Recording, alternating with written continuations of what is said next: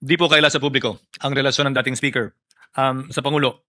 May naramdaman po ba kayong anumang pangamba o pagdadalawang isip kaugnay sa ginawa po ninyong paghahain ng kasong ito?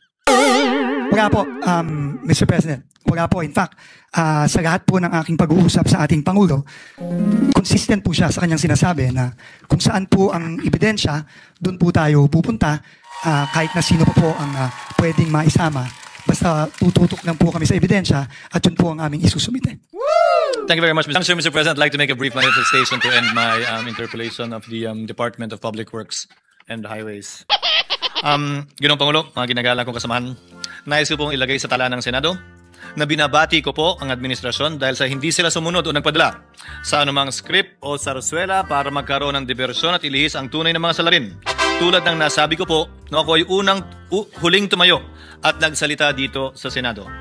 Ayon mismo kay Secretary Dizon, wala silang sinundang script at base sa kautusan ng Pangulo, sinundan lamang nila kung saan sila dinadala ng ebidensya. At dahil nga dito, sinampahan na po sina Co, Romualdez, Alcantara, Bernardo, Hernandez at iba pa.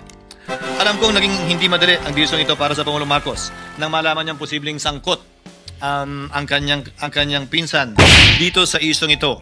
Subalit, Ginoong Pangulo, nais ko pa rin sabihin na binabati ko ang sigasig ng Pangulo na panagutin ang mga tunay na dapat managot at pagtutol niya sa anumang diversyon dahil madami ng mga inosenteng tao na dadamay sa tangkang paglilihis na ito. Dapat labo tayo magalit sa korupsyon at anumang uri ng pang-abuso sa kapangyarihan. Yes. Subalit huwag tayo maging padalos-dalos sa paghusga, maging mapanuri po tayo sa mga mema at nais lamang magpunla ng pagkakawatak-watak, hindi lamang po natin dito sa Senado, pero gayon din po sa buong bansa. Upang sa gayon, maharap natin ang mas mabibigat na problema na dapat kaharapin ng ating bansa kaugnay sa ekonomiya at pagbibigay ng mas magandang kalidad ng buhay sa mas marami sa ating mga kababayan.